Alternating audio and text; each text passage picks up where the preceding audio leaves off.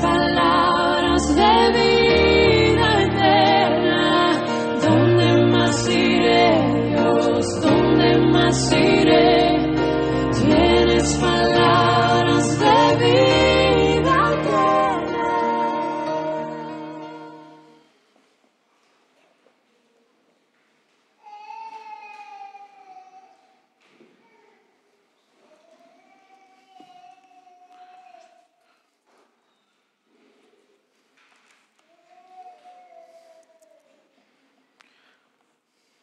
Hebreos capítulo 12, versículo 4 al 11 vamos a ver.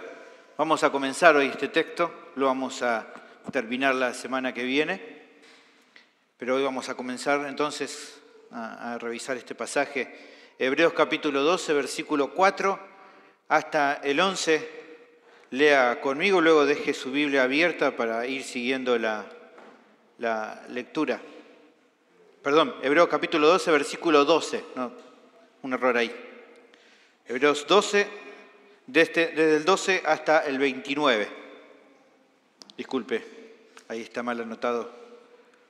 Hebreos 12, desde el 12 al 29. Lea conmigo entonces la palabra del Señor. Hebreos capítulo 12, versículo 12 dice: por lo cual, levantad las manos caídas y las rodillas paralizadas, y haced sendas derechas para vuestros pies, para que lo cojo no se salga del camino, sino que sea sanado. Seguid la paz con todos y la santidad, sin la cual nadie verá al Señor. Mirad bien, no sea que alguno deje de alcanzar la gracia de Dios, que brotando alguna raíz de amargura os estorbe, y por ello muchos sean contaminados. No sea que haya algún fornicario o profano, como Esaú, que por una sola comida vendió su primogenitura. Porque ya sabéis que aún después, deseando heredar la bendición, fue desechado y no hubo oportunidad para el arrepentimiento, aunque la procuró con lágrimas. Porque no os habéis acercado al monte que se podía palpar y que ardía en fuego, a la oscuridad, a las tinieblas y a la tempestad, al sonido de la trompeta y a la voz que hablaba, la cual los que la oyeron rogaron que no se les hablase más, porque no podían soportar lo que se le ordenaba. Si aún una bestia tocar el monte, será apedreada o pasado con dardo. Y tan terrible era lo que se veía que Moisés dijo: estoy espantado y temblando. Sino que os habéis acercado al monte de Sión, a la ciudad del Dios vivo, Jerusalén la celestial, a la compañía de muchos millares de ángeles, a la congregación de los primogénitos que están inscritos en los cielos, a Dios el juez de todo, a los espíritus de los justos hechos perfectos, a Jesús el mediador del nuevo pacto y a la sangre rociada que habla mejor que la de Abel. Mirad que no desechéis al que habla, porque si no escaparon aquellos que desecharon al que los amonestaba en la tierra, mucho menos nosotros si desecháremos al que amonesta desde los cielos. La voz del cual conmovió entonces la tierra, pero ahora ha prometido diciendo: aún una vez, y conmoveré no solamente la tierra, sino también el cielo. Y esta frase, aún una vez, indica la remoción de las cosas movibles, como cosas hechas, para que queden las inconmovibles. Así que, recibiendo nosotros un reino inconmovible, tengamos gratitud, y mediante ella sirvamos a Dios agradándole con temor y reverencia, porque nuestro Dios es fuego consumidor.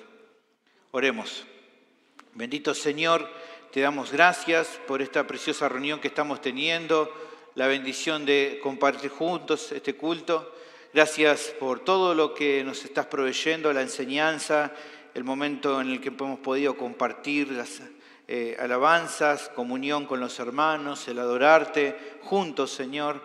Ahora que bendigas este tiempo de la exposición bíblica, que puedas darme gracia para transmitir los conceptos que aquí están y que abras nuestro entendimiento para abrazar tu verdad, ser persuadidas por ello, abrazarlas por la fe y ponerlas en práctica para que de esta manera el aprovechamiento sea completo. Guíanos en este tiempo, ayúdanos y sostenenos en Cristo Jesús, te lo pido. Amén.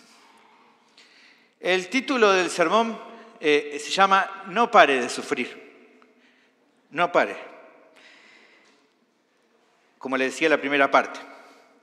Hay una historia para los niños, una historia oriental, en la cual casi al final de la historia alguien dice una frase muy interesante. Dice así esta frase: la flor que florece en la adversidad es la más hermosa de todas. El dicho tenía que ver con llamar la atención a alguien que escuchaba que si bien pasar por momentos de dificultad no es simple, los frutos obtenidos suelen ser muy buenos. Esto no es difícil de comprobar incluso para nosotros. Seguramente que más de uno podrá decirme que las cosas que se obtuvieron, luego de tener que sufrir más, son las que luego más se valoran en el tiempo. Usted lo sabe, ¿no? Esas cosas que más le costó son las que usted más valora, que tal vez algo que lo obtuvo sin ningún esfuerzo y bueno, después ya no le importó tanto.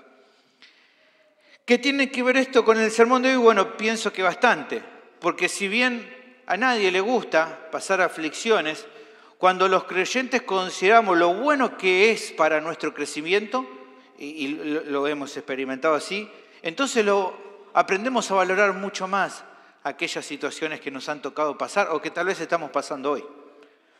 ¿Por qué el sufrir termina siendo bueno? Bueno, como ya hemos visto la semana pasada, porque Dios mismo ha determinado obrar de esta manera. Dijimos que Él ha determinado usar los sufrimientos como un medio de trabajar en nuestras vidas. Y entonces entendemos que si es algo que Él lo usa, nada de lo que Él haga jamás va a estar mal, sino todo lo contrario, va a ser para nuestro bien. Entendemos y vamos viendo a medida que avanzamos en la carta que la audiencia original estaba pasando momentos de tribulación a causa de ser fieles a Dios. Las pruebas los agobiaban, ya lo hemos visto. Y como resultado, muchos empezaron a deslizarse a la tentación de querer abandonar el camino cristiano, el camino de la fe, el no seguir perseverando. ¿Cuál era la causa de esto? Bueno, también como vimos en parte la semana pasada, a causa de dejar a mirar a Cristo por fe. Estaban entonces, al no hacerlo, estaban dejando de considerar que los sufrimientos eran parte de la disciplina de Dios para ellos. Porque si consideraban lo que Cristo vivió y las aflicciones que Él pasó y cómo esos fueron para su propio bien, uno tendría que pensar lo mismo. El tema es que si lo dejaban de mirar, empezaba a generarse toda esta duda. Se olvidaron que todas estas pruebas que estaban viviendo eran parte del plan soberano de Dios. Habían empezado a dudar del amor de Dios y de que por ese amor los estaba formando, ¿no? Por medio de la disciplina. También se habían olvidado o no estaban acordándose de que todo lo que les pasaba era para su propio bien. Por todo esto, el autor de la carta tuvo que llamarles a la atención y exhortarlos a pensar de una manera correcta, que ya hemos visto parte de los conceptos para entender, ¿no? Para tener una teología correcta en cuanto al sufrimiento. Lo estamos viendo en todo este tiempo. Pero el autor de la carta no se queda ahí. Como veremos en este pasaje, anima a toda la iglesia a que su enseñanza en cuanto al sufrimiento, que viene de parte de Dios para hacerlo crecer, tiene implicancia importante. Muchas veces hay textos que uno de manera indirecta entiende que tiene implicancia, pero a veces los textos, como vamos a ver en este caso, luego de explicar un concepto muy claro, el autor decide desarrollar y dar las implicancias de lo que esto significa. ¿Se acuerdan que hemos hablado varias veces de que esto es como un sermón largo en el cual en muchas ocasiones el autor define dar un concepto y luego implicancias para la vida de las personas? Él entonces tiene que dar esas implicancias y decide darla en esta parte. Él está diciendo que si todo es tal como él lo explicó, y sabemos que lo era, entonces no hay lugar para flaquear. No hay excusas para desanimarse y querer ceder. Y en consecuencia, si esto es así, se requieren acciones correctas para que entonces a la luz de esta enseñanza pudieran permanecer firmes hasta el fin. Así que esto es lo que vamos a ver hoy y por eso te animo a que me sigas con atención, porque estoy seguro que puede ser de mucho ánimo y edificación para tu vida lo que vamos a ver como lo fue para la audiencia original cuando se le dieron estas implicaciones, que mucho de eso también van a ser implicancias para nosotros. El tema del sermón es el siguiente: dado que las aflicciones son usadas por Dios para hacernos crecer, no debemos flaquear cuando padecemos. Repito, dado que las aflicciones son usadas por Dios para hacernos crecer, no debemos flaquear cuando padecemos. Ahora, ¿cómo lo logramos? Bueno, el pasaje presenta 3 acciones necesarias para ello. Vamos a ver la primera, la tenemos en el versículo 12 y versículo 13. Debemos ayudar a los miembros que se están desviando. El pasaje arranca en relación con la sección anterior. Versículo 12 dice: por lo cual, levantad las manos caídas y las rodillas paralizadas, y haced sendas derechas para vuestros pies, para que lo cojo no se salga del camino, sino que sea sanado. La conexión con lo anterior, como yo decía que había en la introducción, se da a partir de las primeras palabras del texto.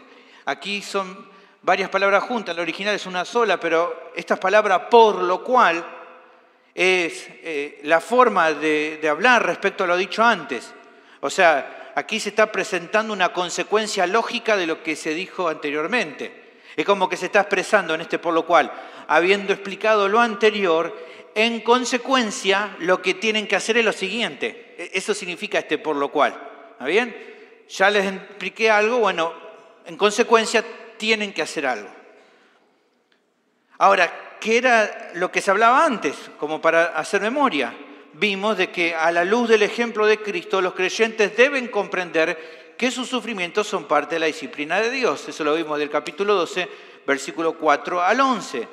Vimos que Dios usa el sufrimiento para nuestro bien, ya que por medio de eso nos hace crecer al ir formándonos y corrigiéndonos por medio de las aflicciones a causa de mantenernos fieles. ¿Se acuerdan que vimos que la disciplina sería un error solo pensarla como corrección? Primeramente y sobre todo es instrucción, es formación.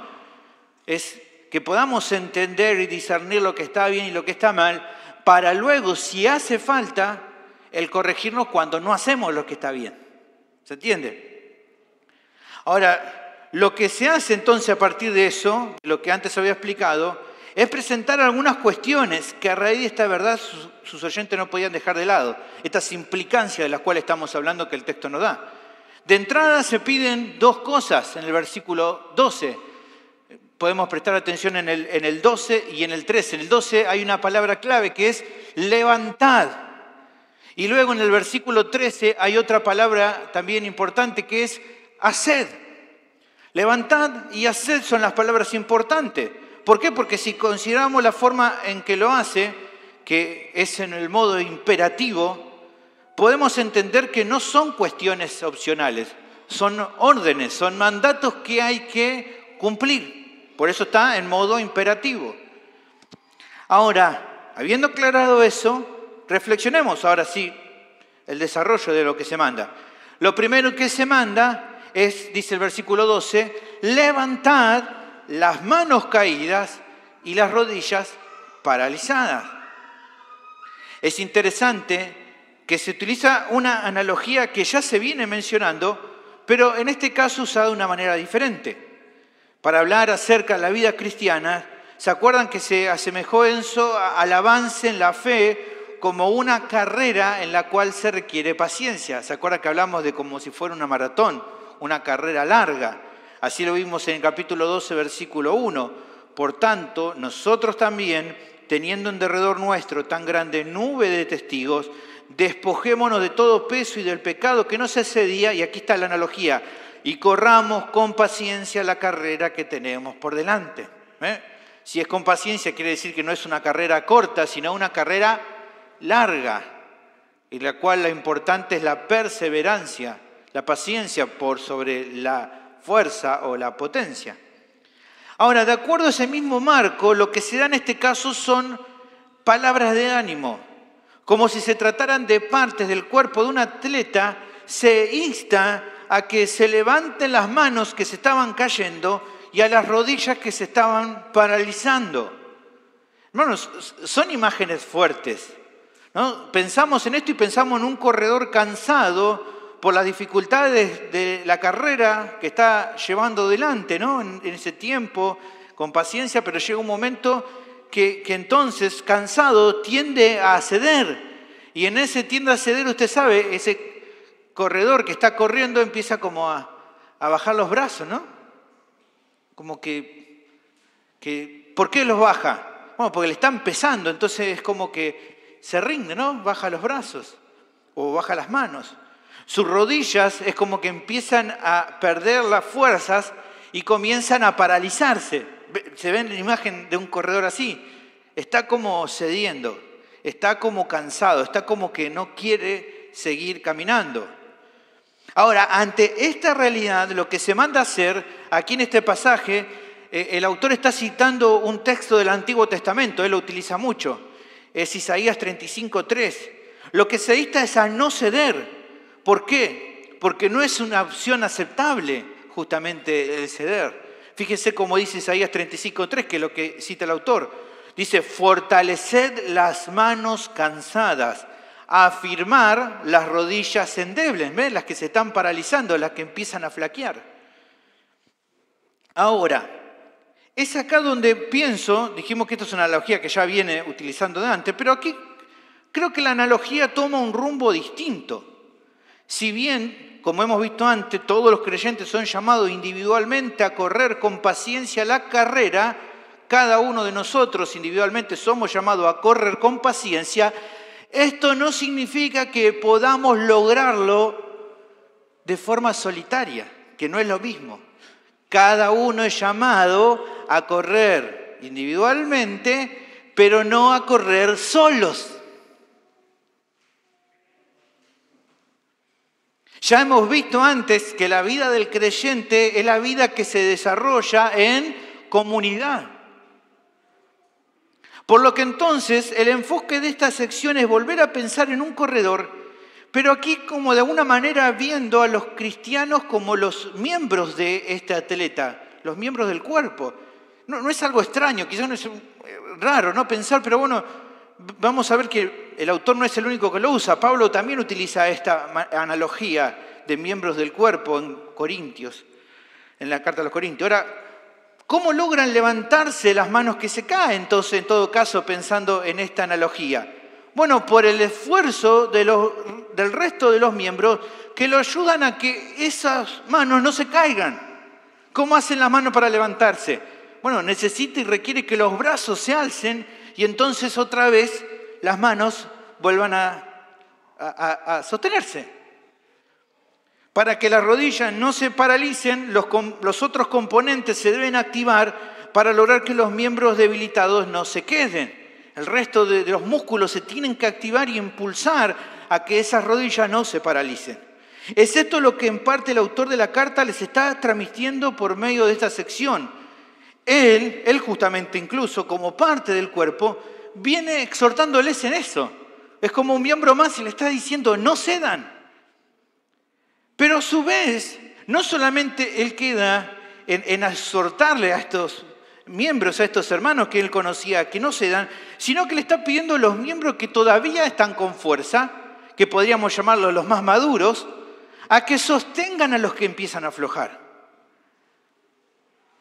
A que los ayuden, a que se pongan a la par y fortalezcan a los que están debilitados. Y para ver parte de esto podemos notar que la cita que mencionaba Isaías 35, ¿cómo la utiliza luego el mismo texto después? Fíjense que si usted lee en Isaías 35, el siguiente versículo declara lo siguiente, dice, decid a los de corazón apocado, esforzaos, no temáis. ¿Qué más tienen que decirle? He aquí que vuestro Dios viene con retribución, con pago. Dios mismo vendrá y os salvará. Como decía Isaías 35:4.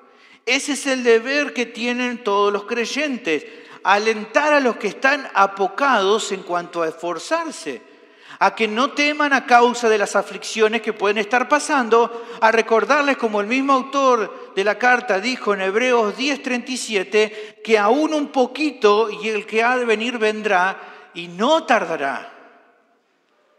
Que como decía Isaías 35, Dios mismo vendrá y los salvará. Tenemos que hacer ese trabajo. Es un deber, aquí vemos en el texto.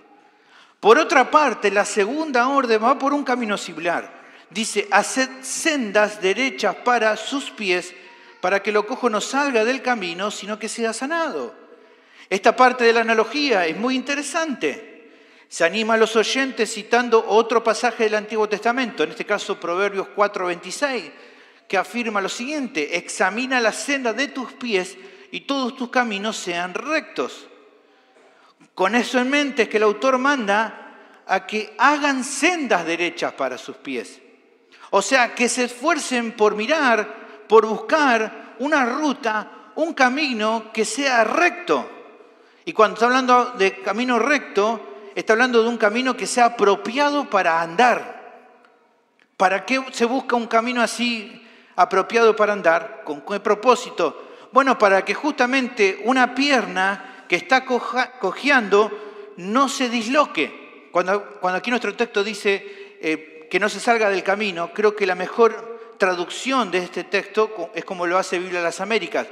Dice en 12:13 Biblia de las Américas: y haced sendas derechas para vuestros pies, para que la pierna coja no se descoyunte, sino que se sane. O sea, ¿qué lograremos con esto? Que el miembro que está mal, esta pierna, por ejemplo, debido al sendero duro por el que caminaba, se siente mal, al volver entonces a empezar a pisar en un camino adecuado, se pueda afirmar mejor. ¿Qué se da a entender con esta analogía? Bueno, pensemos en la imagen. Cuando un camino no es bueno, una pierna cansada que está rengueando porque no se encuentra bien, corre el riesgo de dislocarse si sigue en ese camino que no funciona, que no está bien. ¿Qué se requiere en ese momento? Bueno, examinar la ruta y buscar una senda buena. ¿A qué equivale esto en la vida cristiana? Quizá algunos se dieron cuenta, pero pensemos. Un miembro en momento de dificultad puede estar justamente tomando una salida, una ruta fácil, sin darse cuenta que ese camino que escogió no es bueno para él.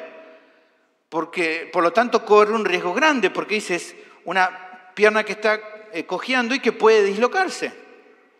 ¿Qué es lo que se requiere entonces ahí? Fíjense nuevamente, la intervención de los demás. Que otros lo ayuden a darse cuenta del mal camino por el que viene y lo ayuden justamente con amor a que retorne a un camino adecuado. ¿Para qué? ¿O por qué? Bueno, porque solo así se logrará preservar a esa pierna que cojea, a este miembro que está debilitado, y se pueda lograr, dice aquí, su sanidad. Obviamente está hablando aquí de la restauración espiritual, ¿no? Para que siga adelante en el camino y no se quede, sino que vuelva a caminar.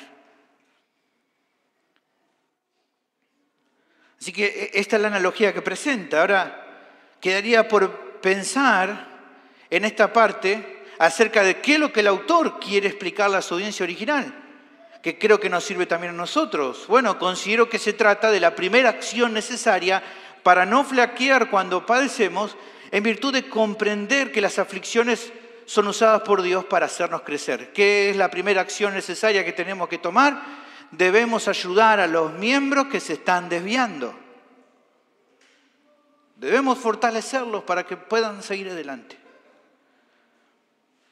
A ver, pensemos en esto.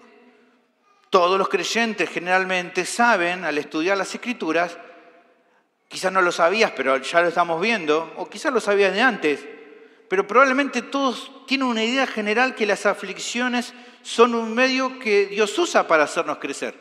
Si no lo habías entendido, ahora lo entendés que es así, que Dios usa las aflicciones que estás pasando para hacerte crecer. ¿Todos lo entendemos? Probablemente sí. ¿Cuál es el problema entonces? Que aunque lo entendemos, en muchas ocasiones no estamos convencidos de eso. O sea, lo entendemos en la teoría, pero no lo entendemos en la práctica. ¿Se entiende la idea? Lo entendemos, sí. ¿Entendés que las aflicciones son para tu vida bien? Amén. ¿Viene la aflicción? No hay más amén. Nos olvidamos Desconfiamos de Dios, desconfiamos de su soberanía, de su amor, de su bondad, ya que si nos hace padecer es siempre para nuestro bien. ¿Qué es lo que acontece en muchas ocasiones, lamentablemente? Que algunos miembros llegan al punto de empezar a ceder ante la tentación, y ahí ocurre lo que aquí el autor está animando a que no acontezca. Si está animando a que no pase, es porque sabe que está pasando. Evidentemente también puede pasar en nuestro contexto, que las manos se bajan, que las rodillas se paralizan, que la pierna empieza a cojear. O sea, miembros que empiezan a debilitarse. A veces esas personas buscan una salida fácil a sus luchas y comienzan a desviarse y darle lugar al pecado. ¿Qué tienen que hacer cuando están así estos miembros? Bueno, ya hemos visto que anteriormente lo vimos, que sin dudar mirar a Cristo para que el ejemplo del Señor los estimule a resistir y no abandonar. Ya lo vimos en capítulo 12, versículos 2 y 3, ¿se acuerdan? Puesto los ojos en Jesús, el autor y consumador de la fe, el cual por el gozo puesto delante de él sufrió la cruz, menospreciando el oprobio, y se sentó a la diestra del trono de Dios. Y nuevamente el versículo 3, considerad aquel que sufrió tal contradicciones de pecadores contra sí mismo, para que vuestro ánimo no se canse hasta desmayar. ¿No? Deben arrepentirse estas personas de sus malas decisiones y someterse a la voluntad de Dios. Pero si bien nos podemos persuadir que todo lo dicho es tal cual como lo he enseñado, lamentablemente en varios momentos de nuestra vida, ¿cuál es el problema? Que no hacemos caso, que no ponemos la mirada en Jesús, que no consideramos lo que Él aconteció, que no pensamos en aquel que sufrió tal contradicción de pecadores, y como no lo hacemos, nuestro ánimo sí se cansa hasta desmayar. No hacemos caso, no queremos rendirnos al Señor y sufrimos las consecuencias. El camino se torna difícil y nos frenamos. ¿Qué pasa en esa situación? Bueno, ahí donde entra más en acción este pasaje, este mandato que se nos presenta en el texto. Los miembros que están más fortalecidos deben salir en defensa de los que están debilitados. Deben ayudarlos. ¿Qué tienen que hacer? Bueno, tienen que animarlos, recordándoles, por ejemplo, lo que vimos de las promesas de Dios y que el Señor pronto va a volver. Tienen que hacer el esfuerzo de sostenerlos. Pablo dice algo parecido en 1 Tesalonicenses, capítulo 5, versículo 14. Dice, también os rogamos, hermanos, que amonestéis a los ociosos.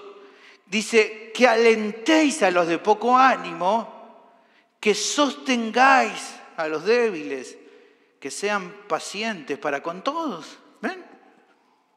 Tenemos que salir en defensa, ayudarlos, sostenerlos, apoyarlos. Los creyentes se deben poner a la par de estos miembros que están debilitados, y tal como ilustración, ¿no? Como Aarón y Hur se levantaban las manos de Moisés cuando él se cansaba. También los hermanos deben disponer su vida al servicio de estos hermanos débiles, buscando que se puedan levantar y que prosigan, a no quedarse.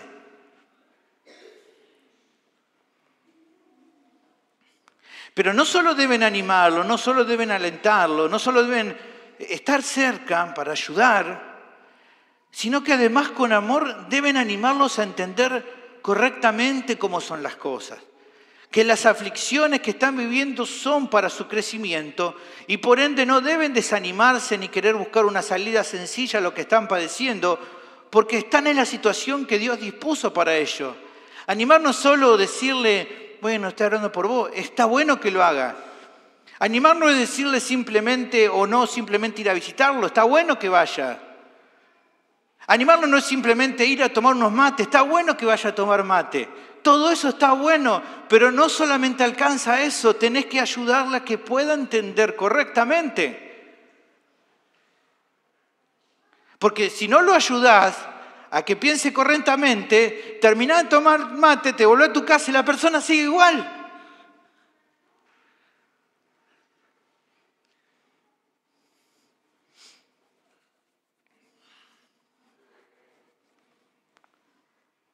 Hermanos, a veces el mejor consejo o ánimo que podemos darle a un miembro que está mal, aunque a veces nos cueste, pero es así, es similar al título de nuestro sermón.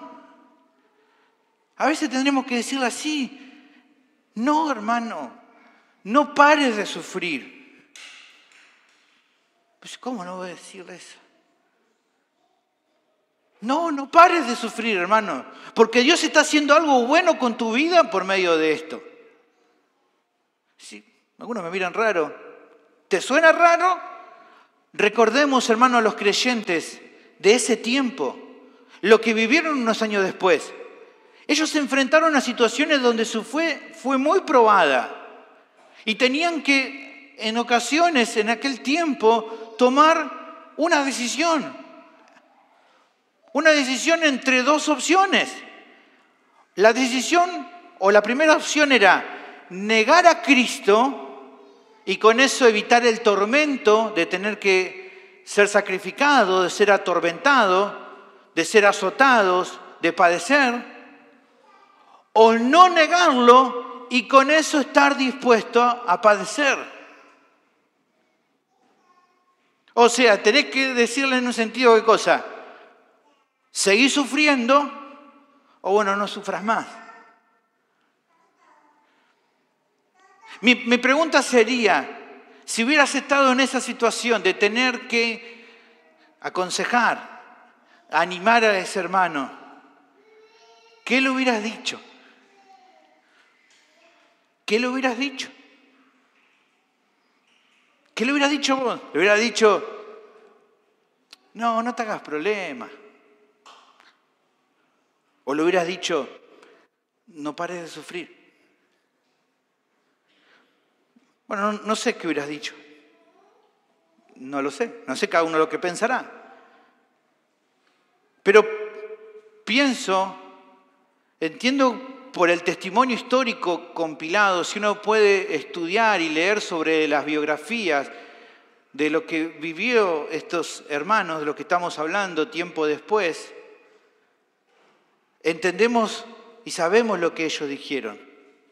Sabemos y entendemos que la exhortación de esta carta rindió sus frutos, porque el ánimo que se dieron unos a otros fue justamente, hermanos, no paremos de sufrir, no paremos, sigamos fieles al Señor aunque nos cueste todo, porque la meta que tenemos por delante es infinitamente más valiosa que cualquier alivio temporal que podemos tener a causa de abandonar la fe. Se alentaron mutuamente a no querer escapar al sufrimiento. Murieron, sí, claro que sí. Muchos de ellos murieron, pero siguieron perseverando hasta el fin. Porque probablemente pensaron algo similar a lo que Pablo le dijo a los romanos en capítulo 8, versículo 18.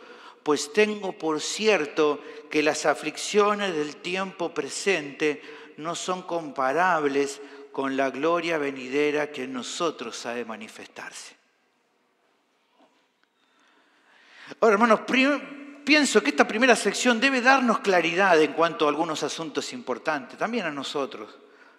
El primer asunto es que tal es el amor que debemos tener por nuestros hermanos, que debemos estar dispuestos a hacerles ver que el camino por el que transita es un error y ayudarles a que consideren cuál es el camino correcto que tienen que tomar para que sí se puedan restaurar. Si está viendo un hermano que está, ¿no?, como esa pierna que está cojeando, que está como esas manos que están caídas, ¿qué tenés que hacer? Ayudarle a notar justamente las cosas como son para que pueda entender y pueda decir, tenés razón, hermano, tengo que seguir, no me puedo quedar. Tengo que considerar cómo Dios está usando esta aflicción. Ahora, y esto hay que decirlo, seamos honestos, seamos sinceros, esto no siempre es fácil. No siempre es fácil. A veces nos encontramos con miembros dóciles que rápidamente reconocen que se están desviando y nos hacen caso, ¿no? Le decimos, mirá, esto les mostramos, ¿no? Y tenés razón, hermano. Sí, tengo que arrepentirme, ¿no? A veces pasa, cada tanto pasa que te toca alguien dócil, que te escucha, que hace caso, pero no siempre es así. No siempre nos pasa eso. En otro momento hay miembros a los que le cuesta reconocer su error y cambiar. No quieren saber mucho. O te dicen sí, pero siguen haciendo lo que... ¿no? El famoso, ¿qué hablábamos, hermano, ya? ¿No? Esa es una frase famosa. No hemos hablado ya de esto, ¿no? Y ahí está, sí, bueno, y entonces, bueno, y siguieron así. No es fácil, realmente no es fácil a veces tener que ayudar a alguien a salir del error. Bueno, este texto anima en nuestra paciencia para ayudar a otros, en persistir en la exhortación hasta que puedan sanar. Recordemos que la obra no lo hacemos nosotros, la hace el Señor. Por lo tanto, cada oportunidad nueva que se da tal vez para corregir a alguien es una oportunidad para que Dios obre en su corazón. Y Dios realmente a veces nos sorprende, hermanos. A veces decimos, le dije una vez, le dije dos, le dije 5 y no me escuchó. Y ¿viste? Le decís la sexta y de repente le cae la ficha. Y decís, wow, ¿qué fue lo que dije diferente? No se trató de que le hayas dicho algo diferente. Se trató de que Dios obró como Él quiso. Pero qué gozo, ¿no? Cuando tal vez a la sexta vez, a la 10ª vez, ves que esa persona empieza a salir del error. Se empieza a acomodar. No hay mayor gozo en la vida, en nuestra vida, que poder ayudar a alguien que se estaba desviando a volver al camino. Ver la obra de Dios, hermanos, es precioso. Santiago capítulo 5, versículo 19 dice, hermanos, si alguno de entre vosotros se ha extraviado de la verdad y alguno le hace volver, sepa que el que haga volver al pecador del error de su camino, salvará de muerte un alma y cubrirá multitud de pecados. Hermanos, debemos estar dispuestos a auxiliar al miembro que está mal, incluso aunque en el proceso de restauración no le guste nuestra ayuda, lo desprecie. Pablo estaba convencido de que iba a ir a los Corintios y que mucho no le iba a gustar su ayuda, pero a él no le importaba.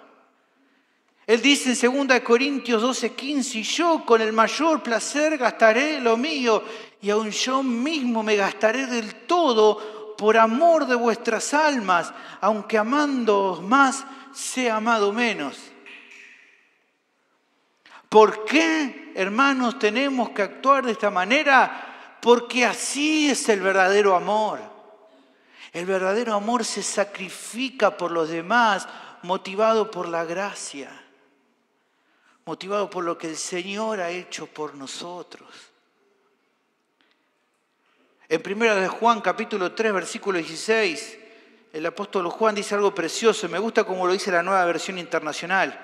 Dice, en esto conocemos lo que es el amor, en que Jesucristo entregó su vida por nosotros.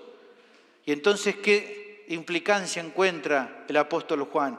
Así también nosotros debemos entregar la vida por nuestros hermanos. ¿Se ve? ¿Se entiende? Otro asunto central, pienso que es el darle la espalda, definitivamente darle la espalda a la supuesta idea de que se puede transitar la vida cristiana de manera solitaria. Esto es un gran mal de la iglesia actual. El creer que no dependemos de los demás. De que solo requerimos de la obra del Espíritu Santo para darnos cuenta cuando nos estamos desviando. ¿Por qué digo que tenemos que darle la espalda a esta manera de pensar? Bueno, porque de acuerdo a este texto, pensar así es un error. La vida del cristiano es la vida en comunidad. En parte porque Dios determinó que solo podremos seguir adelante si nos apoyamos los unos a los otros. Hermanos, cada miembro requiere de los demás. Así lo dice Pablo, le decía, él utiliza la analogía del cuerpo y dice en 1 Corintios capítulo 12, versículo 20, pero ahora son muchos los miembros, pero el cuerpo es uno solo. Ni el ojo puede decir a la mano, no te necesito, ni tampoco la cabeza a los pies, no tengo necesidad de vosotros. Antes bien, los miembros del cuerpo que parecen más débiles son los más necesarios, y aquellos del cuerpo que nos parecen menos dignos, a esto vestimos más dignamente. Y los que nosotros son menos decorosos, se tratan con más decoro, porque los que nosotros son más decorosos no tienen necesidad, pero Dios ordenó el cuerpo dando más abundante honor al que le faltaba, para que no haya desavenencia en el cuerpo, sino que los miembros todos se preocupen los unos por los otros.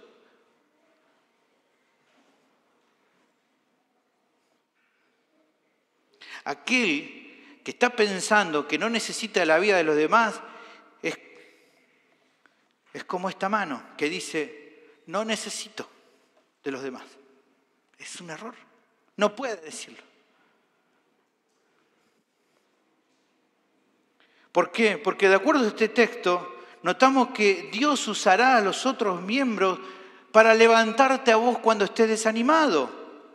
Pero a su vez, te va a usar vos cuando haya otros que estaban pasando momentos de desaliento. Por eso hablo de que nos necesitamos mutuamente. Acá ninguno puede decir yo no necesito porque otros te necesitan y vos necesitas de otros. Pero la pregunta lógica que puede surgir a partir de todo esto es, ¿cómo se puede dar esa clase de ayuda si se vive despegado de la comunión con una iglesia local? Imagínate que vos decís que no necesitas estar tan involucrado en la iglesia local. La pregunta es, ¿quién va a poder ayudarte si nadie sabe lo que te pasa? O hagamos a la inversa. ¿A quién vas a poder ayudar si no sabes lo que otros están padeciendo? Imposible. Por último, pienso que esta sección nos lleva también a la acción, hermanos. O sea, está claro por todo esto que estamos hablando. No podés excusarte de la responsabilidad que tenés de levantar a otros que están flaqueando. Nadie debería despegarse. Si sos un creyente genuino, sos llamado a ayudar a otros a levantarse cuando están desanimados.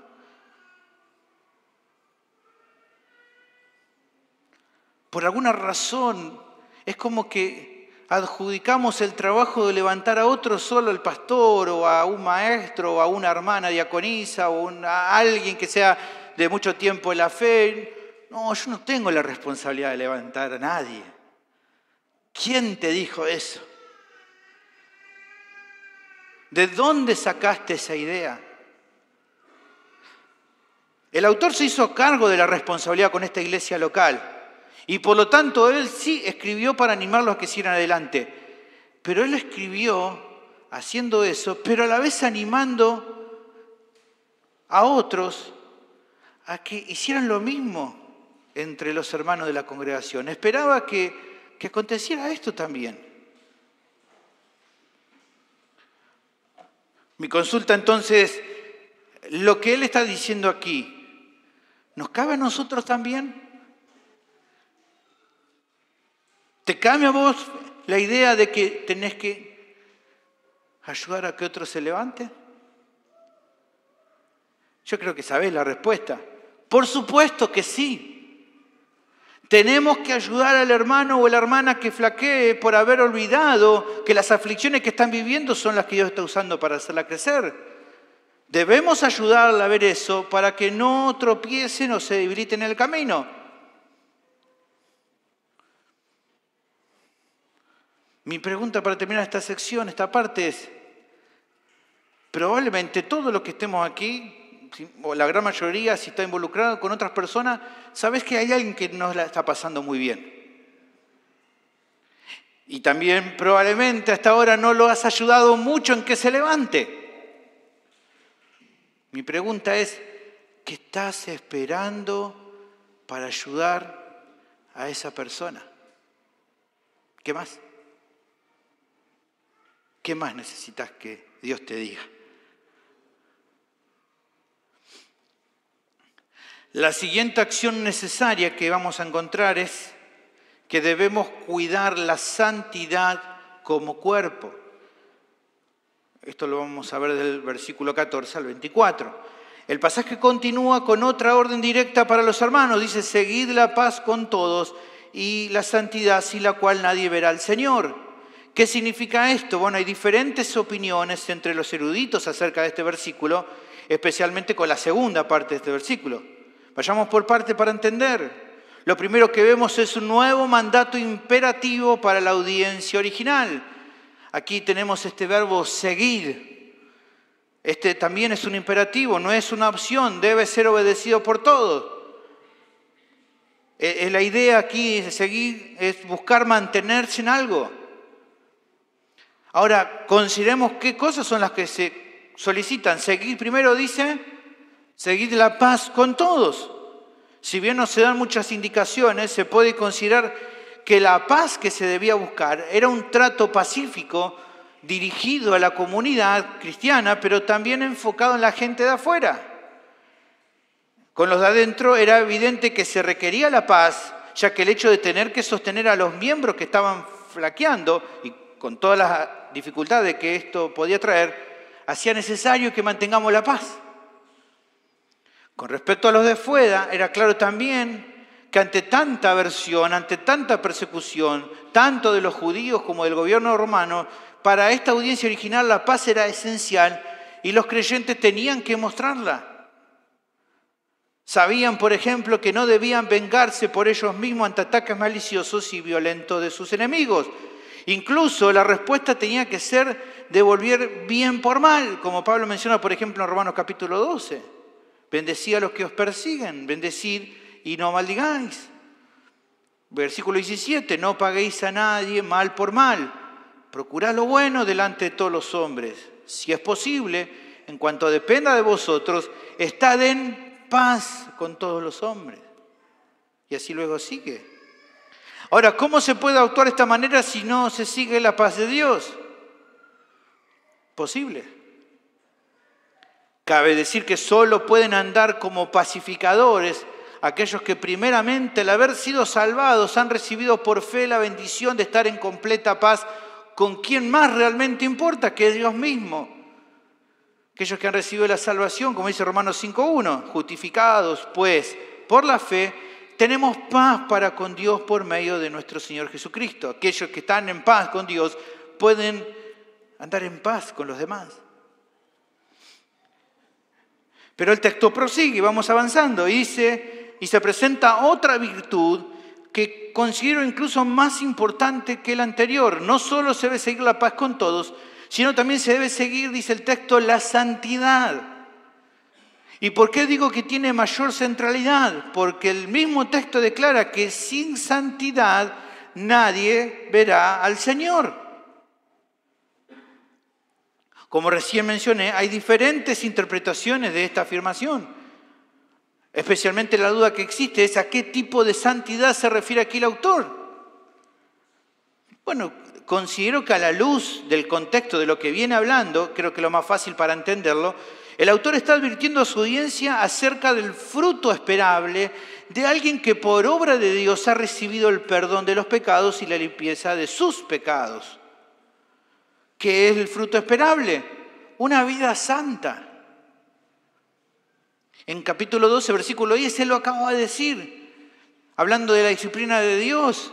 Y aquellos, hablando de los padres terrenales, ciertamente por pocos días no disciplinaban como a ellos les parecía, pero Dios, para lo que nos es provechoso, para que participemos de su santidad.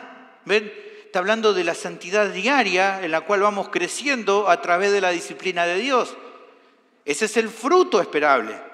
O sea, y entendamos correctamente esto, no es que vivir o andar en santidad diaria sea el medio por el cual alguien pueda ver a Dios, Sabemos que la salvación del pecador es una obra de gracia y no depende de los méritos personales que hagamos.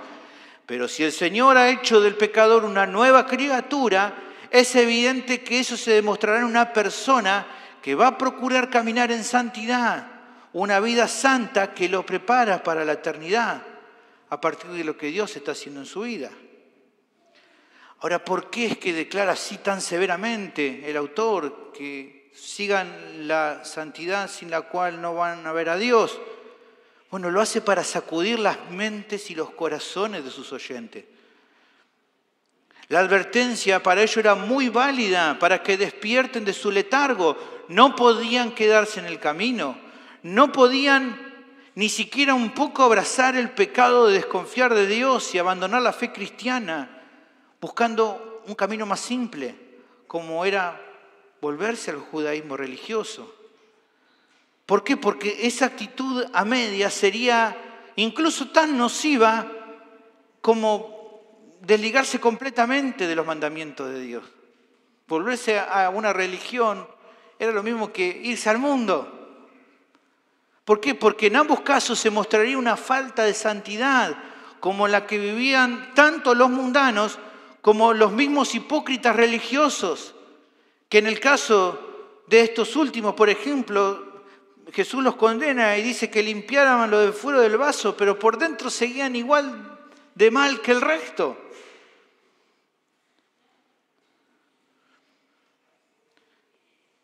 Jesús dice: "Ay vosotros, escribas y fariseos, hipócritas, porque sois semejantes a sepulcros blanqueados, que por fuera, a la verdad, se muestran hermosos, mas por dentro están llenos de huesos de muertos y de toda inmundicia.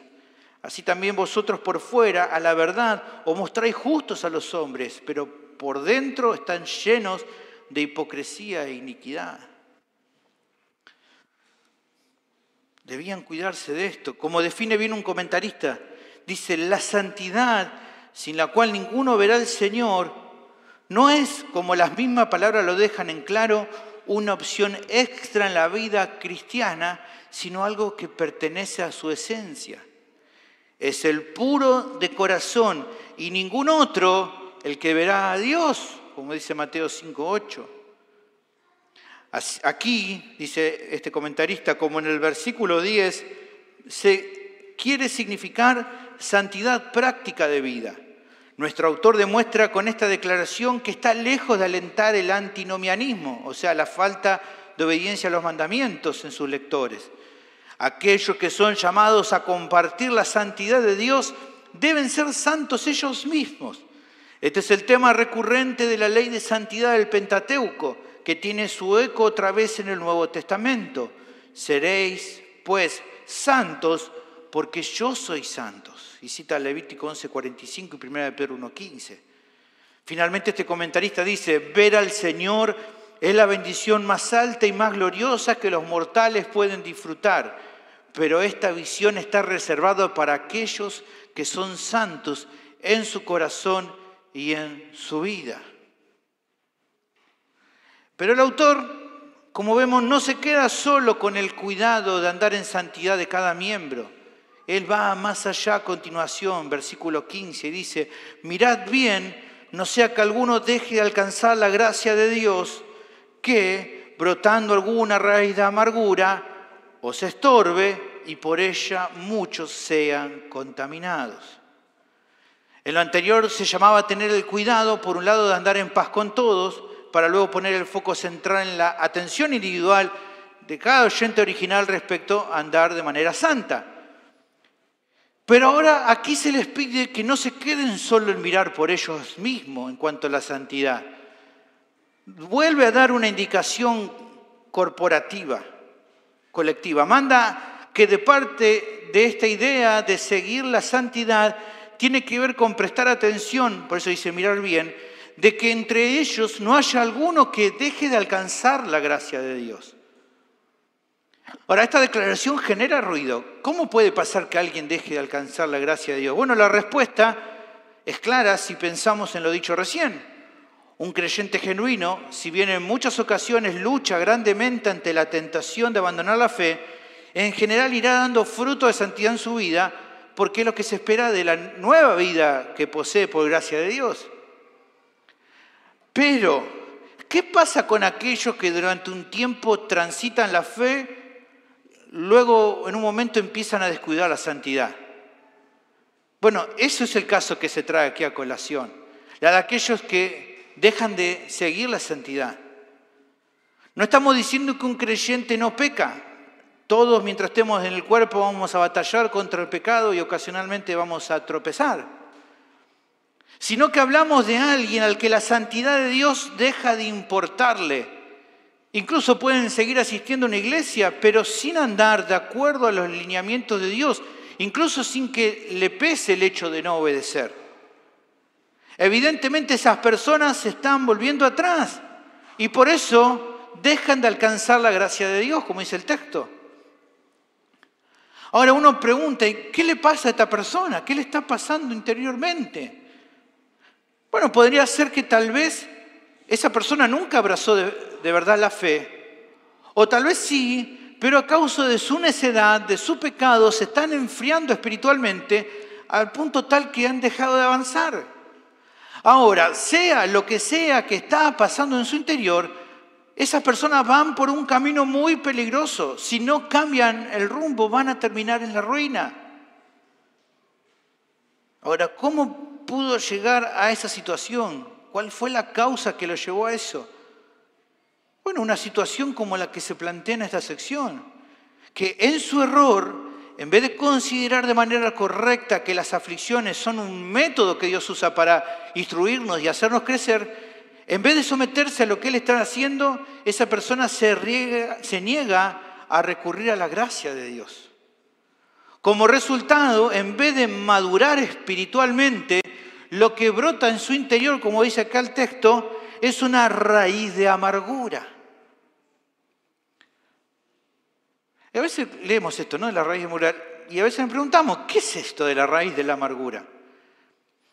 Leamos lo que vemos viendo y vamos a entender. Es la actitud contraria a la obra de gracia de Dios que Él quiere producir en la vida de los cristianos. Dios quiere producir crecimiento, ¿no? Santidad.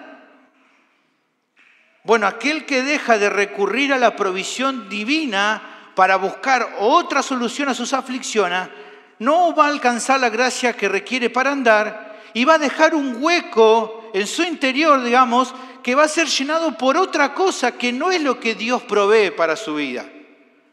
Por así decirlo, va a ser como un parche nacido de los deseos no regenerados del corazón humano. Eso se va a generar. Ese otro parche que la persona puso es la raíz de amargura de la que habla aquí el autor. Por eso se manda a los oyentes que por el bien de sus almas se guarden de esto, de cometer esta actitud.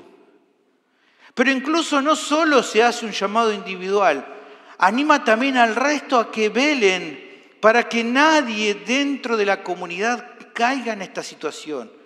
Algunos eruditos consideran que el autor está pensando aquí en la cita de Deuteronomio 29:18, donde dice ahí Moisés, no sea que haya entre vosotros varón o mujer, o familia o tribu, cuyo corazón se aparte hoy de Jehová nuestro Dios, para ir a servir a los dioses de esas naciones, no sea que haya en medio de vosotros raíz que produzca hiel y ajenjo, o sea, cosas amargas. Pero hay algo más también que aquí se requiere, si te pusiste a pensar. En virtud de cuidar al cuerpo, demanda también el texto que estén atentos no solo de cuidar que algún miembro llegue a este punto, de que brote en su vida una raíz de amargura, sino de vigilar también que el problema que está en esa persona no sea de estorbo y que por eso otros puedan ser contaminados.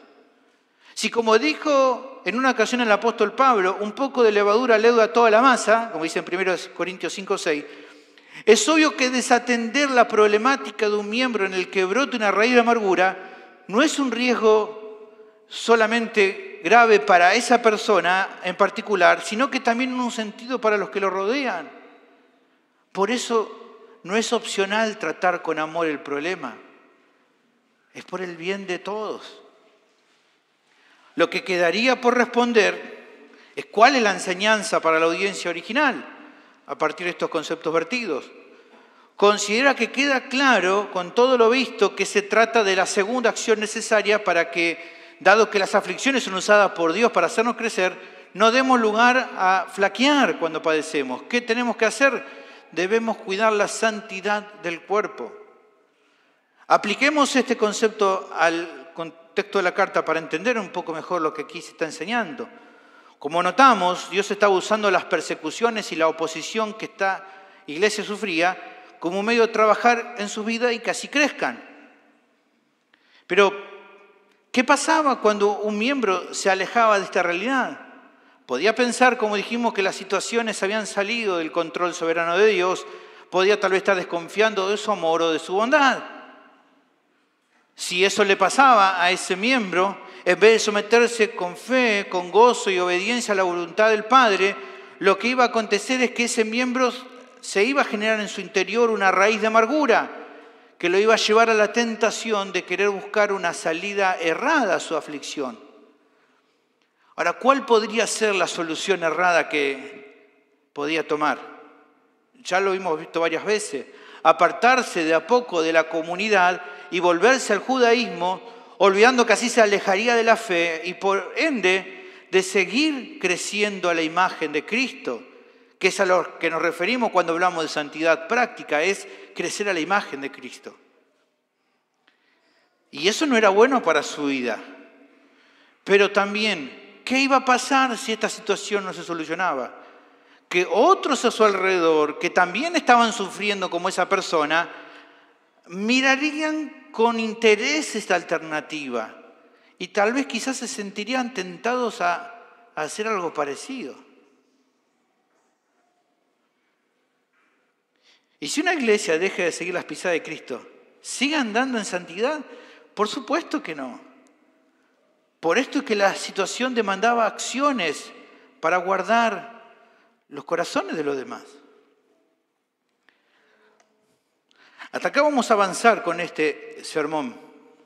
Por hoy, por razones de tiempo.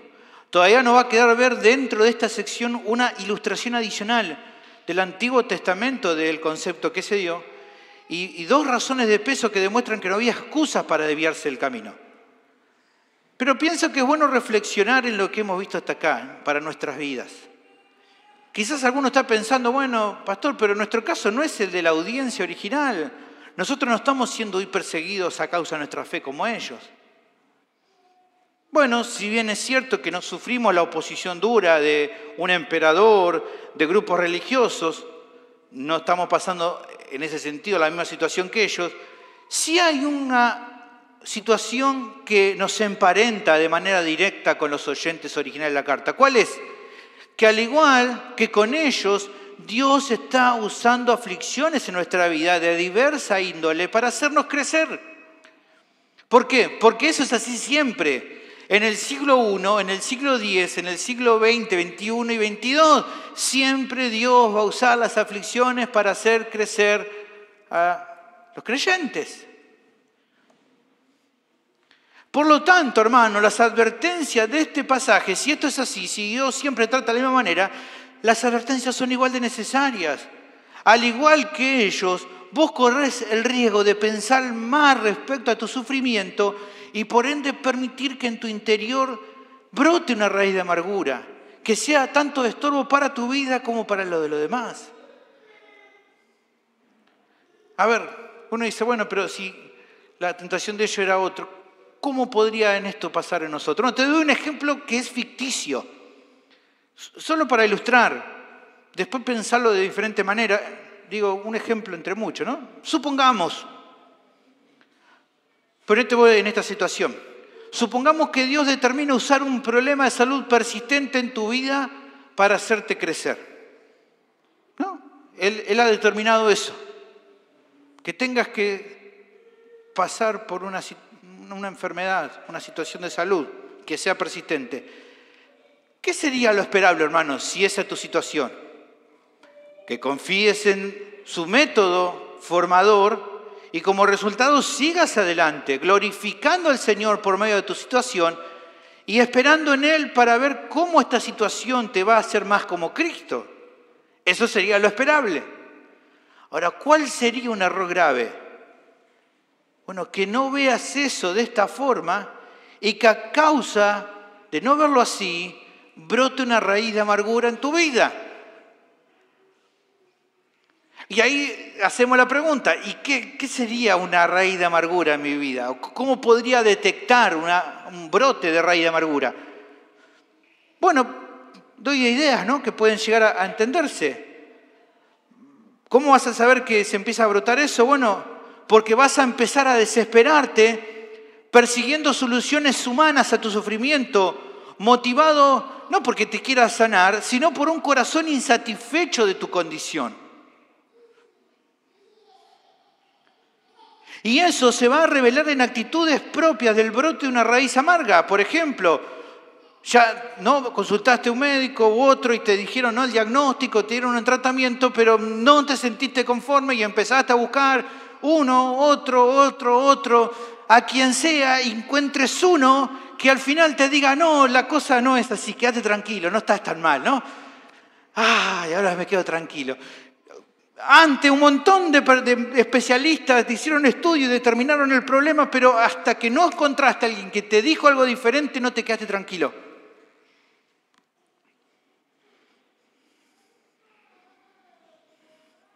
En el proceso, quizás, hasta que encuentres ese que te diga algo diferente, tal vez recibiste indicaciones, ¿no?, de un tratamiento y bueno, dijiste no voy a hacer caso. Porque nadie te va a decir qué es bueno para vos, porque vos conocés mejor tu vida. Son cuestiones que pueden pasar, pero puede ser peor. Podés llegar a sentir tal amargura que te encierres en tu problema, de tal modo que en tu vida todo se trate de vos y de nadie más. No te importa si otro la está pasando mal, independientemente si la aflicción de los demás es más grave o no que la tuya. Lo único que cuenta es lo que para vos te pasa. Lo que te lleva incluso a no querer ayudar a otros, aunque a veces tenga la posibilidad de hacerlo. A veces tal vez también puede llegar a pasar la situación de llegar al punto de que cuando alguien te anima o te ve tu situación y te exhorta, ¿no?, que no sigas así, no quieras escuchar. Todas situaciones que digo, ejemplos de una raíz de amargura. Tal vez hasta te llegues a quejar en tu interior de Dios, envidiando el supuesto bienestar de otros, ignorando que es probable que ellos también estén padeciendo aflicción. Eso es lo que vos, como perdiste la capacidad de ponerte en lugar del otro, no lo sabés.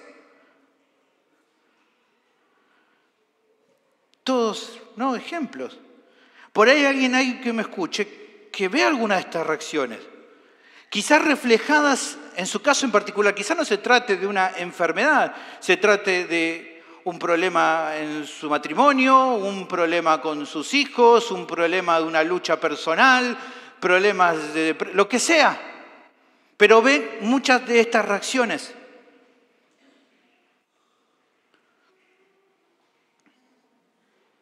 E incluso aunque tal vez se siente identificado con algo de lo que diga, no quiere saber nada con cambiar su actitud. Bueno, te animo a que por favor medites en esto que vimos, si tal vez en algo te sentís identificado. Que por favor te arrepientas de corazón de tu necedad. Y que por favor, por medio del Evangelio, le pidas a Dios que arranque esa raíz de amargura de tu vida. Y que incluso una razón más que tal vez debe animarte a esto, a que lo cambies, es que si no lo haces, probablemente otros se contagien de tu forma de proceder y que lleguen a imitarte. Incluso tal vez es probable que ya algunos cerca tuyo estén imitando tu forma de actuar ante esta situación.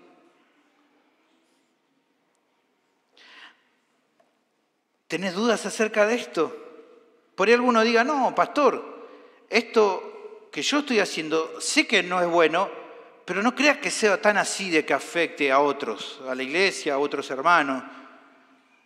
Bueno, déjame decirte, déjame advertirte que está cerrado.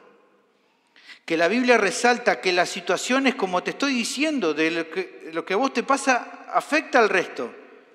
Y déjame advertirte que esto es así, porque siendo un cuerpo, nunca debemos olvidar que nuestras acciones y las consecuencias que ellas acarrean no quedan nomás en nosotros, tienen efecto en los demás, tal y como pasa en un cuerpo. Pablo lo aclara en 1 Corintios capítulo 12, versículo 26. Dice, de manera que si un miembro padece, todos los miembros se duelen con él. Y si un miembro recibe honra, todos los miembros con él se gozan. Ven que no, aquí no está hablando de la actitud de los demás, sino del resultado que causa a los demás lo que está pasando uno. ¿Por qué? Porque somos un cuerpo. Hermanos, lo que recién daba es claramente un ejemplo de una situación hipotética, pero puede llegar a ser factible. Una raíz de amargura lleva a un cristiano a dejar de mirar a Cristo y por ende de seguirle, a desconfiar del trato de Dios y como resultado abandonar la santidad que se requiere, buscando soluciones erróneas que en vez de ayudarle lo hacen desviar del camino. La pregunta que quiero hacerte con humildad es, ¿estás vigilando con atención la santidad en tu vida? ¿O las aflicciones, en vez de hacerte crecer, están generando una raíz de amargura? ¿Cómo es en tu vida? Lo último que quiero considerar es, ¿cuál es la responsabilidad de la iglesia? Bueno, de acuerdo a este texto, es estar atentos con esto y con amor, cuidar juntos la santidad del cuerpo. Mi pregunta para cada uno de los que estamos aquí es, ¿estás velando para que de acuerdo a tus posibilidades, de manera adecuada, puedas velar por la santidad de otros hermanos? Finalmente quiero llamar a la reflexión a algunos que hoy me escuchan.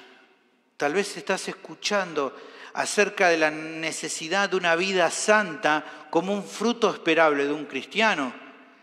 Y realmente, si sos sincero, y quizás lo estás haciendo ahora, no ves que en tu vida haya esos frutos. Y por ende, como no ves esos frutos en tu vida, no tenés ninguna certeza de la condición de tu alma.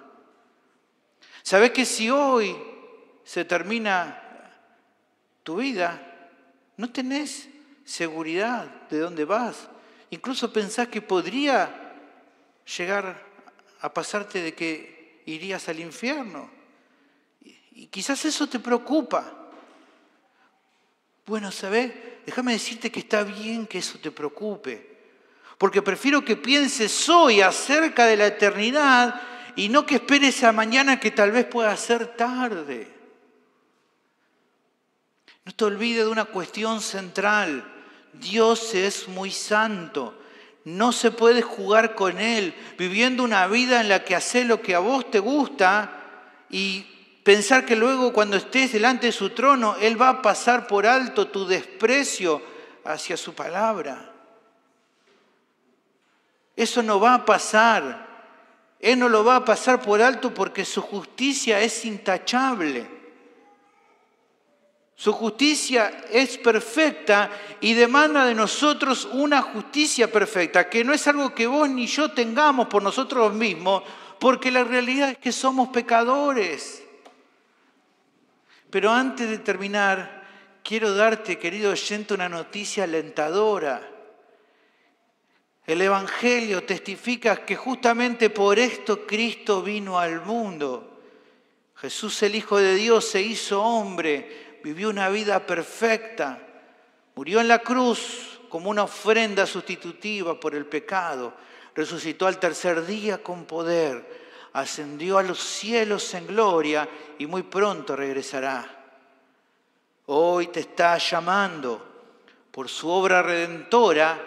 Dice la Biblia que puede salvar perpetuamente a aquellos que vienen a Él por la fe y arrepentidos de corazón por sus pecados. Pero es necesario que confieses que no te podés salvar a vos mismos y te humilles delante de Él, que pidas perdón a Dios y reconozcas a Cristo como Señor y como Salvador.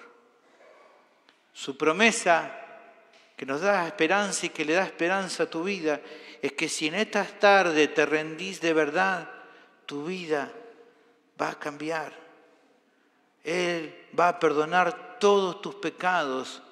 Jesús transformará tu vida para siempre y te dará pleno acceso a la vida eterna. Por eso te animo hoy, querido oyentes, a que vengas a Cristo, que no esperes más.